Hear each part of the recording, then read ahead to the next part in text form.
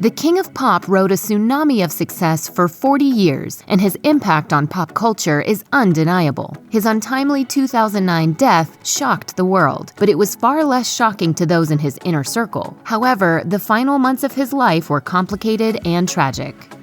Michael Jackson was the major breadwinner for his extended family and the sole guardian of his 3 children, Prince Jackson, Paris Jackson, and Blanket Jackson. While Michael's parents and siblings depended on him for financial support, his kids relied on him for everything. Michael was a protective dad, rarely allowing his children to be seen in public without disguises. He was also adored by his children. A year after their father's death, Prince and Paris were interviewed on Oprah. Paris said, "Yeah, I kind of felt like no one understood what a good father he was. I'd say he was the best cook ever." The day their father died, the kids reportedly ran to Chef Kai Chase for comfort, who told ABC News, "We stood in a circle and we held hands together." Michael's mother, Katherine Jackson, told Oprah Winfrey, "You know what broke my heart more than anything else in this world? When people at the hospital told us, 'You can leave now.'" And Paris said, "Grandma, where are we going?" The kids went to live with Katherine, and youngest child Blanket was adopted by his uncle, Tito Jackson, when Katherine grew too frail to care for him full-time. In March 2009, the King of Pop announced a series of concerts called This Is It at the O2 Arena in London. The limited engagement was expanded to 50 concerts, and The Guardian reported all of the 1 million tickets sold out in just hours. As Billboard noted, Jackson promised in a press conference that he would perform the songs most popular with his fans. Jackson worked day and night, staging and rehearsing the show. Choreographer Travis Payne recalled to ABC News that Jackson was, quote, "not going to settle for less than perfection." Jackson's former manager Frank DeLeo echoed this sentiment, telling ABC News, "He wanted to do it right, and he was strong enough. If he wasn't healthy, if there was something wrong, I would have stopped him. No, there was nothing to stop." But Jackson grew frail and thin as the year went on. This Is It promoter Randy Phillips told ABC News that he, quote, "hired someone whose job it was to be sure that he eats. And even then, show director Kenny Ortega would tell Jackson to eat after cutting up his food for him." Michael Jackson recorded the This Is It rehearsals in order to perfect the staging and choreography of the show. However, he never released rehearsal footage to the public, but concert promoters AEG Live decided to release that footage in the form of a documentary. According to the Los Angeles Times, members of the Jackson family fought against production of the film. However, the Jackson estate, AEG Live, and Sony Pictures ultimately came to an agreement. Following his death, Jackson's 3 children and his mother sued AEG Live for negligence, asking for $1.5 billion in damages. The main question during the trial was whether AEG Live or Jackson himself pressured Jackson's personal physician to administer risky medications to enable Jackson to sleep. University of Southern California law professor Jody David Armour told Rolling Stone, "There were 2 strong narratives here, and this jury was most persuaded by the personal responsibility narrative. There was evidence that Michael Jackson wanted Dr. Murray. Personal choice. He's a big boy." The jury ultimately ruled in favor of AEG Live in October 2013. Burning the candle at both ends during the This Is It rehearsal period left Michael Jackson exhausted. On top of that, he battled chronic insomnia. His former manager Frank DeLeo told ABC News Jackson said he couldn't sleep because he was, quote, "all wound up about the performances." Cheryl Lynn Lee was a registered nurse employed by Jackson as a nutritionist. She told ABC News that Jackson was intent on bringing in a doctor who could administer the general anesthesia drug propofol as a sleep aid in the spring of 2009. Lee says she told Jackson, "This is not a safe medicine. Please don't take this. You might not wake up the next morning." He assured her his doctor said it would be okay provided that, quote, "somebody is here to monitor me and wake me up."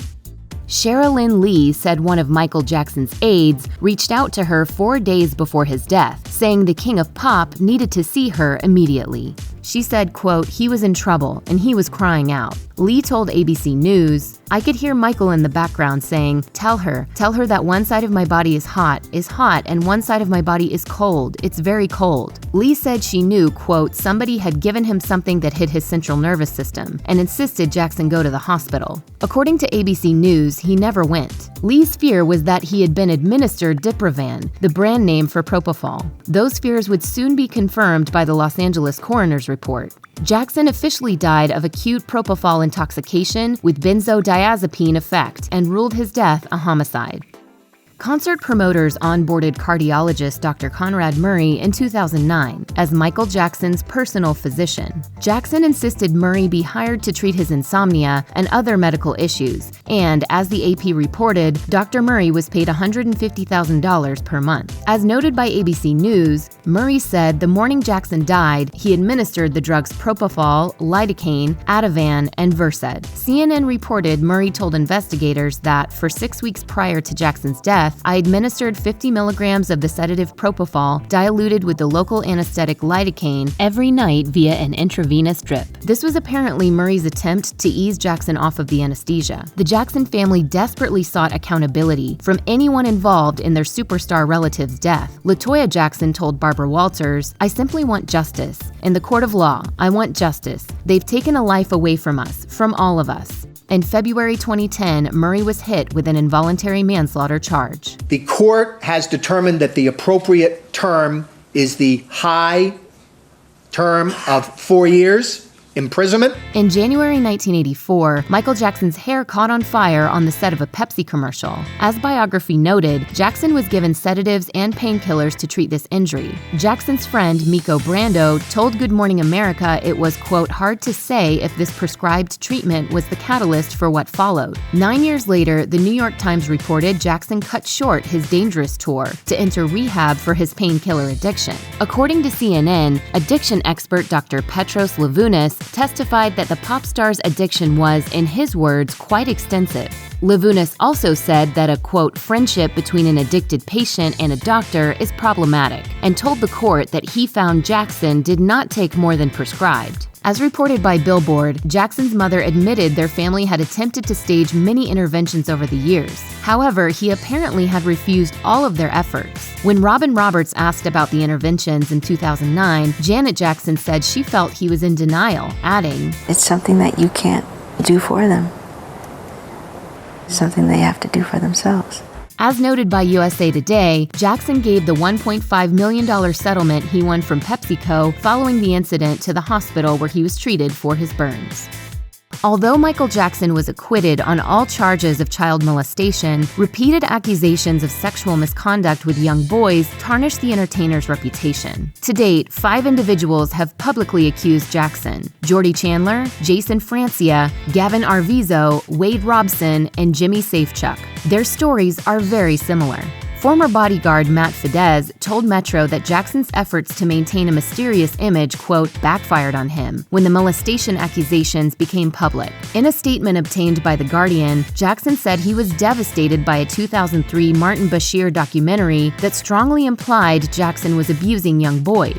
In 2019, HBO released Leaving Neverland, a documentary that follows the stories of Wade Robson and Jimmy Safechuck. In a statement provided to People, Jackson's estate said they both testified under oath that Michael never did anything inappropriate toward them.